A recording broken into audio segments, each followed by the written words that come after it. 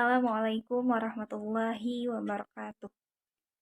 Izin memperkenalkan diri, nama saya Hani Maulina Nurhasanah dari Program Studi Pendidikan Agama Islam STAI Dr. KHZ Mutakin Purwakarta kelas 3D dengan NIM 010122018083.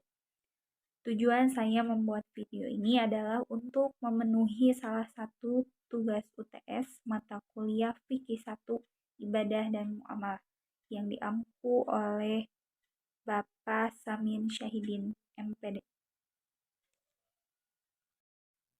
Assalamualaikum warahmatullahi wabarakatuh. Selamat pagi. Bagaimana kabarnya hari ini?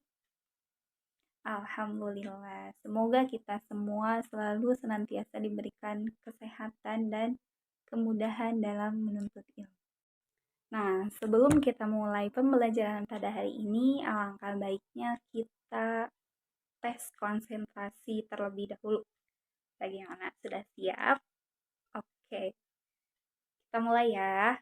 Tepuk 1, tepuk 2, tepuk 3, tepuk 4, tepuk 5. Oke. Nah, pada hari ini kita akan membahas tentang fikih muamalah. Ada yang tahu apa itu fikih muamalah? Yang pertama itu ada pengertian fikih muamalah. Apa sih pengertian fikih muamalah? Nah, di situ ada dua kata ya, fikih dan muamalah. Kita bahas satu persatu dulu. Yang pertama itu fikih. Kata fikih secara bahasa atau etimologi memiliki makna pemahaman.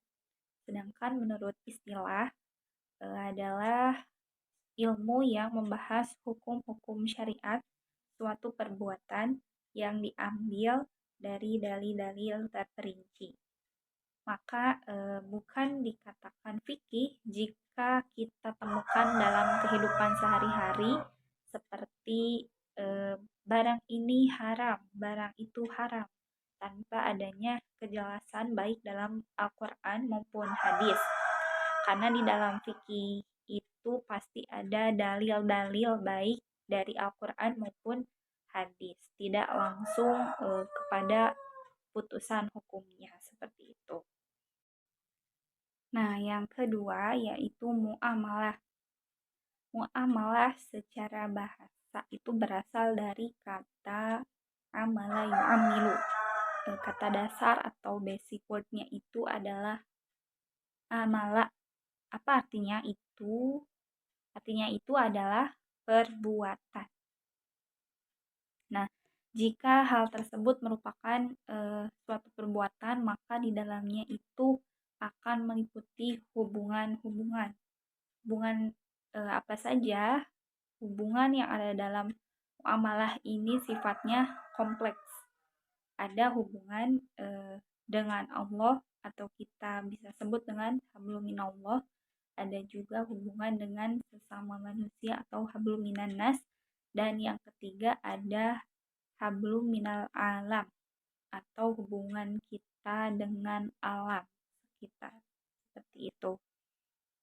Nah, hubungan dengan Allah difungsikan sebagai apa? Sebagai alat kontrol diri manusia.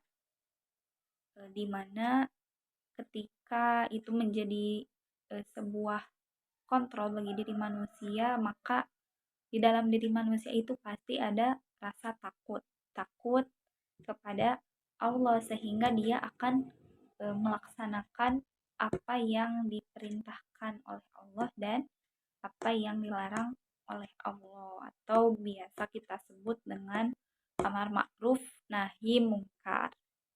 Kemudian pola yang kedua yaitu hablum minan nas. Bagaimana hubungan kita dengan sesama manusia?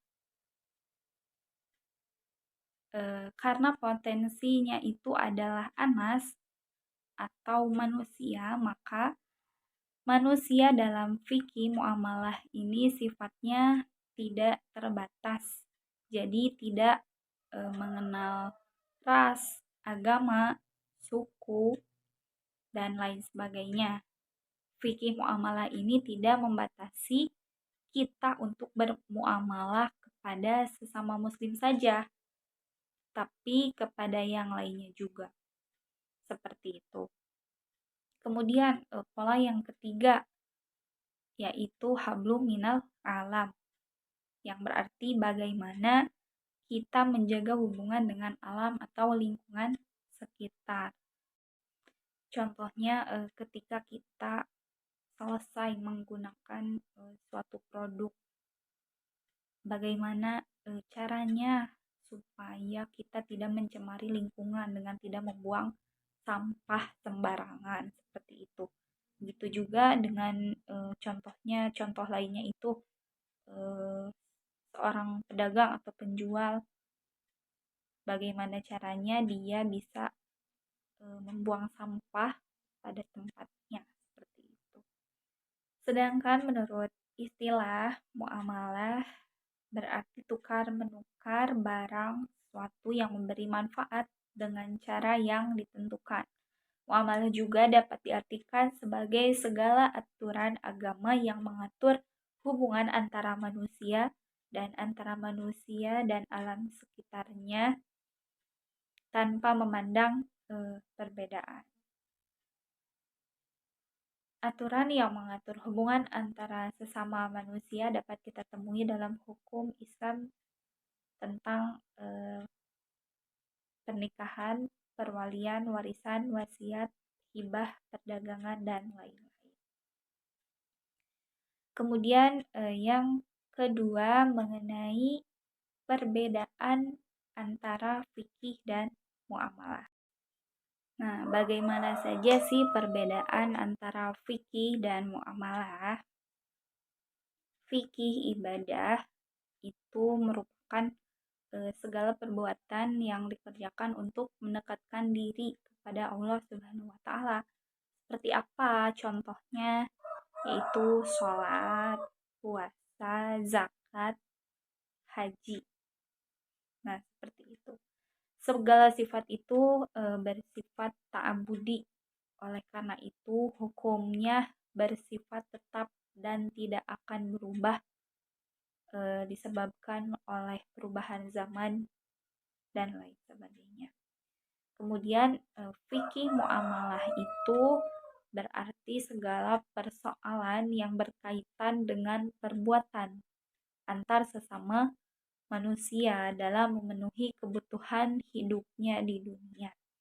Karena manusia itu merupakan makhluk sosial yang tidak akan terlepas dari namanya muamalah, hubungan sesama manusia. Seperti apa? Seperti jual beli, sewa menyewa, gadai, dan lain-lain yang berkaitan dengan harta, ya, seperti itu. Nah, jadi perbedaan fikih dan muamalah itu terletak bagaimana perbuatan itu tujuannya untuk apa, gitu ya. Kalau fikih ibadah itu berarti segala persoalan yang dikerjakan atau segala perbuatan yang dikerjakan untuk mendekatkan diri kepada Allah, seperti yang tadi sudah dijelaskan. Sedangkan fikih muamalah itu segala bentuk persoalan dengan sesama manusia, seperti yang sudah tadi dijelaskan, contohnya jual beli, sewa menyewa, gitu ya, pinjam minjam, dan lain sebagainya. Pembahasan yang ketiga mengenai pentingnya memahami fikih dan muamalah dalam kehidupan sehari-hari. Manusia hidup di dunia ini sebagai makhluk sosial, di mana dalam menjalani hidupnya, dalam memenuhi kebutuhan hidupnya, mereka harus berinteraksi dengan manusia lain, bahkan untuk memenuhi kebutuhan jasmani mereka. Nah, dalam memenuhi kebutuhan jasmani, manusia membutuhkan aturan-aturan yang mengatur urusan dunia. Aturan-aturan Islam itulah yang dipelajari fikih muamalah. Muamalah dalam Islam bersifat sebagai hukum dan aturan yang mengatur tata cara memenuhi kebutuhan jasmani manusia dengan cara yang benar menurut syariat Islam. Muamalah ini membantu kita mengetahui mana yang haram dan mana yang halal. Nah, muamalah dalam Islam memiliki peran yang sangat penting karena muamalah berisi tentang aturan-aturan dan hukum sesuai syariat Islam yang mengatur tentang urusan dunia yang sudah dijelaskan ya teman-teman. Kita harus mempelajari muamalah agar apa? Agar dapat menjalani hidup yang sesuai dengan syariat Islam dan akan diberi imbalan yang setimpal di akhirat. Namun, muamalah ini dipelajari tidak semata-mata untuk kehidupan akhirat yang damai saja, tetapi juga kehidupan di dunia agar tidak terhindar dari kemadorotan dalam kehidupan sehari-hari seperti dalam memenuhi kebutuhan jasmani kita. Yang namanya aturan agar yang kita dapat tidak memberikan kita akibat buruk. Islam juga mengatur hukum jual beli dengan syarat dan rukun untuk menghindari madorot dan kerugian. Baik, pembahasan mengenai fikih dan muamalah sudah selesai dijelaskan. Bagaimana? Sudah paham semua? Oke, coba apa pengertian fikih dan muamalah? Apa perbedaan fikih dan muamalah itu? Kemudian, mengapa penting fikih dan muamalah dalam kehidupan sehari-hari? Oke, good job. Mudah-mudahan ilmu yang kita pelajari bersama pada hari ini bermanfaat ya untuk kita semua.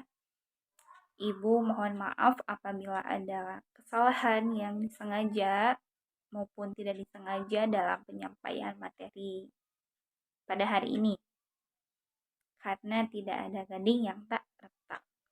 Sekian dari Ibu. Akhirul kalam. Wassalamualaikum warahmatullahi wabarakatuh.